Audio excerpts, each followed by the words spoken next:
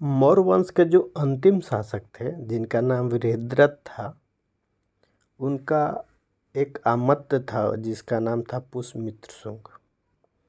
तो मौर्य वंश के अंतिम शासक वृहद्रथ की हत्या कर पुष्यमित्र शुंग ने 185 ईस्वी पूर्व शुंग वंश की स्थापना की। तो शुंग वंश से जितने भी क्वेश्चन बनते हैं उन्हें बहुत बारीकी से समझेंगे और यह एग्जाम की दृष्टि से बहुत ही महत्वपूर्ण होगा। पहला क्वेश्चन है, शुंग वंश की स्थापना कब हुई थी? तो शुंग वंश की स्थापना 185 ईसा पूर्व हुई थी। यहाँ पे 185 ईसा पूर्व होगा। शुंग वंश की स्थापना किसने की थी? तो शुंग वंश की स्थापना वृहद्रथ जो मौर्य वंश का अंतिम शासक था, उसका आमात्य पुष्यमित्र शुंग ने उसकी हत्या कर शुंग वंश की स्थापना पुष्यमित्र शुंग ने की थी।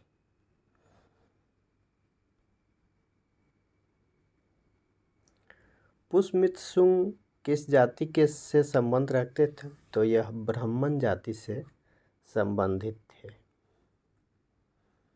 शुंग वंश के प्रथम शासक कौन थे? तो शुंग वंश के जो प्रथम शासक थे वह पुष्यमित्र शुंग थे।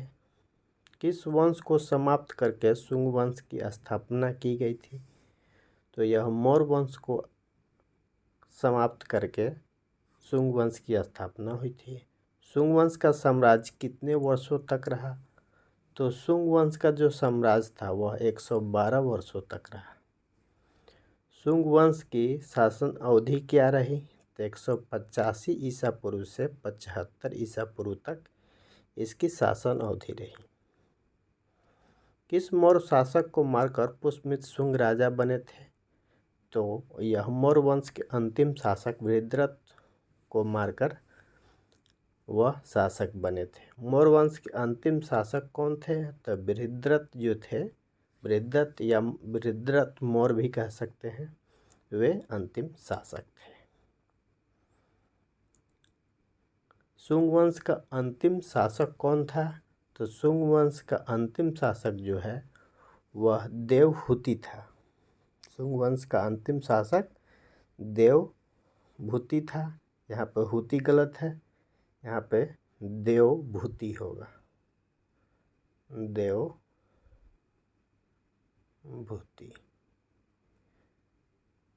इसी देवभूति को वासुदेव जो मारकर यहाँ पे कौरव वंश की स्थापना करते हैं। ठीक है। अगला है कि शुंग वंश के शासक किस धर्म को मानने वाले थे? तो वह वैदिक धर्म को मानने वाले थे। यहाँ पे वैदिक धर्म होगा। पुष्यमित्र शुंग राजा कब बने थे? तो 185 ईसा पूर्व वह राजा बने थे। वृहद्रथ मौर्य वंश की हत्या किसने की थी? यह पुष्यमित्र शुंग ने की थी। राजा बनने से पहले पुष्यमित्र शुंग क्या करते थे? तो यह मौर्य शासक वृहद्रथ मौर्य के सेनापति थे या आमात्य इन्हें कहा जा सकता है। शुंग वंश के कितने शासक हुए? तो शुंग वंश में 10 शासक हुए।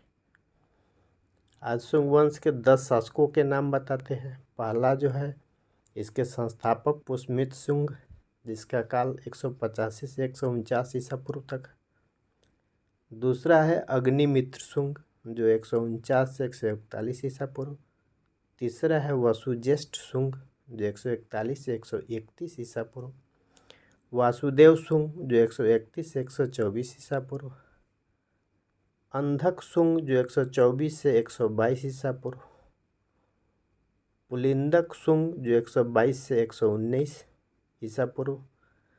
7 है घोष शुंग और 8वां है वज्रमित्र शुंग और 9वां है भगभद्र शुंग और 10वां है देवभूति शुंग।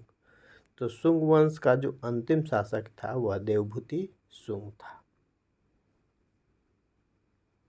अगला क्वेश्चन देखते हैं, अग्निमित्र शुंग ने कहाँ की राजकुमारी से विवाह किया था? तो भैया विदर्भ के राजा की राजकुमारी से इन्होंने शादी किया। शुंग राजवंश के शिलालेख किस स्थान से मिले हैं? तो यह जालंधर पंजाब से मिले हैं। शुंग वंश के किस शासक ने अश्वमेध यज्ञ करवाए थे? तो यह पुष्यमित्र शुंग ने अश्वमेध यज्ञ करवाए थे। यहाँ पे पुष्यमित्र शुंग ने 2 अश्वमेध यज्ञ कराए थे और पुष्यमित्र सिंह के जो अश्वमेध यज्ञ करवाए थे उसमें पतंजलि जो थे, जो योग धर्म के जो थे योग गुरु जो पतंजलि थे वे उसके पुरोहित हुआ करते थे। भारत में पूर्ण वैदिक धर्म की स्थापना करने का श्रेय पुष्यमित्र शुंग को जाता है।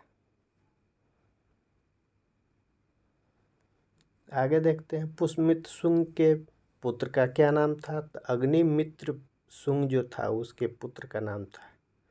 विदर्भ के किस राजकुमारी के साथ अग्निपुत्र शुंग ने विवाह किया था? मालविका से उसका पुत्र विवाह किया था। विदर्भ के राजकुमारी मालविका और अग्निमित्र शुंग के विवाह का उल्लेख कहाँ मिलता है? तो यह मालविकाग्निमित्र से यह उल्लेख मिलता है। और मालविकाग्नि मित्र नामक ग्रंथ की रचना जो थी वह कालिदास ने की थी। अग्निमित्र शुंग की पहली पत्नी का नाम जो था वह धारिणी था। अग्निमित्र शुंग की दूसरी पत्नी का नाम इमरावती था। अग्निमित्र शुंग की तीसरी पत्नी का नाम मालविका था। अग्निमित्र की कितनी रानियां थी? तो 3 रानियां थी। अग्निमित्र शुंग के पुत्र का नाम क्या था? तो वसुमित्र था और अग्निपुत्र के पिता का नाम पुष्यमित्र शुंग था। अग्निमित्र के शासनकाल में शुंग वंश की राजधानी कहाँ थी? तो यह विदिशा थी,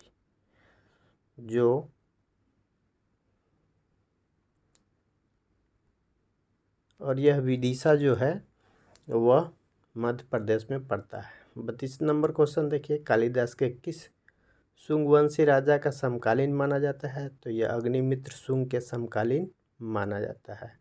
अग्निमित्र शुंग की मुद्राएं कहाँ से प्राप्त हुई? यह कौशल से प्राप्त हुई।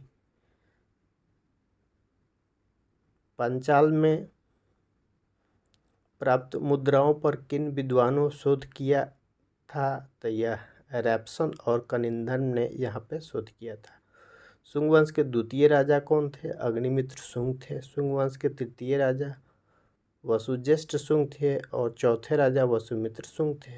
वसुमित्र के पिता का नाम क्या था? अग्निमित्र शुंग था। वसुमित्र शुंग की माता का क्या नाम था? तो धारिणी था। वसुमित्र की हत्या किसने की? मुजदेव ने इसकी हत्या। वैदिक धर्म का पुनः उद्धारक किसको माना जाता है? पुष्यमित्र शुंग को।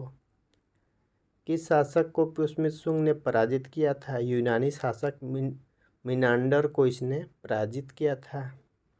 पुष्यमित्र शुंग ने कितनी बार अश्वमेध यज्ञ किए? तो 2 बार किए। पतंजलि किसके दरबार में रहते थे? तो पुष्यमित्र शुंग के यह क्या थे? पुरोहित थे। हरभूत स्तूप निर्माण किस शुंग वंशी शासक ने कराया था? तो यह बरहुत स्तूप जो है वह पुष्यमित्र शुंग ने कराया था। शुंग वंश की समाप्ति पर किस वंश का उदय हुआ? शुंग वंश के जो अंतिम शासक थे, शुंग वंश के जो अंतिम शासक देवभूति थे उनकी हत्या कर वासुदेव ने कौरव वंश की स्थापना की थी। कौरव वंश के संस्थापक का श्रेय किसे जाता है? तो वासुदेव को जाता है। शुंग वंश से पहले कौन सा वंश अस्तित्व में था? तो शुंग वंश से पहले जो है ऑप्शन के अनुसार यहाँ पे नंद वंश है, लेकिन शुंग वंश से पहले जस्ट पहले मौर्य वंश था। चाणक्य को इस नाम से भी जाना जाता था। कौटिल्य, विष्णुगुप्त, भारत का मैकियावेली, ये सब इसके उपनाम थे। पुष्यमित्र शुंग के समय किसके सानिध्य में यह अश्वमेध यज्ञ हुआ? तो गुरु पतंजलि के सानिध्य में यह यज्ञ हुआ, क्योंकि ये गुरु पतंजलि उसके। अगला क्वेश्चन देखिए, पुष्यमित्र शुंग के दरबारी कवि का नाम हर्षवर्धन था। तो हर्षवर्धन थे। हर्षचरित की रचना पुष्यमित्र शुंग के दरबारी कवि हर्षवर्धन ने की थी। पुष्यमित्र शुंग के पुत्रों के नाम बताएं तो अग्निमित्र और वसुमित्र। अग्निमित्र शुंग की गोत्र क्या थी तो यह भारद्वाज गोत्र के थे। पुष्यमित्र शुंग ने कितने वर्षों तक शासन किया था तो 36 वर्षों तक। पुष्यमित्र शुंग के दरबारी पुरोहित का नाम पतंजलि था। शुंग वंश की राजधानी पाटलिपुत्र थी। योग दर्शन के प्रतिपादक कौन थे तो यह पतंजलि थे। महाभाष्य के लेखक पतंजलि किस राजा के समकालीन या समसामयिक थे तो यह पुष्यमित्र सिंह के समसामयिक थे। प्राचीन भारत के साहित्यिक इतिहास में पाणिनि और पतंजलि ख्याति प्राप्त नाम हैं। किस वंश के समय यह फले फूले तो यह शुंग वंश के समय जो पतंजलि और पाणिनि जो अष्टाध्यायी के लेखक थे, पाणिनि और पतंजलि जो थे महाभाष्य के लेखक थे, वे शुंग वंश के दरबारी भी कवि के हुआ करते।